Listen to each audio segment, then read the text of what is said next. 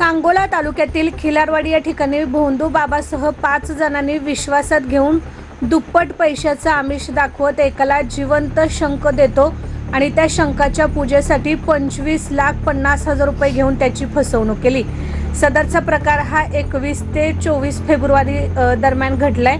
याबाबत सचिन हरिदास यादव राहणार खिलारवाडी सांगोला यांनी 4 एप्रिल रोजी सायंकाळी 7 वाजण्याच्या सुमारास या घटनेची नोंद सांगोला पोलीस ठाण्यात दिली आहे। पोलिसांनी मेघराज अवताडे उर्फ बाबा पाटील राहणार फळवणी, भोंदू बाबा सुरेश पोपट पारसे राहणार कोळेगाव तालुका माळशिरस, अनिल मोरे आणि सलीम दोघेही राहणार सांगोला आणि 25 ते 30 वर्षीय अनोळखी स्त्री अशा 5 जणांवर सांगोला पोलीस ठाण्यात गुन्हे दाखल केलेत।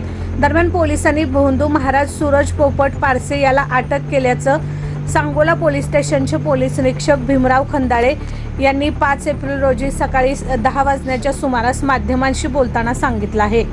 लोकसबूत मराठी न्यूजच्या बातम्या पाहण्यासाठी चॅनलला सबस्क्राईब करा व बेल आयकॉन प्रेस करा।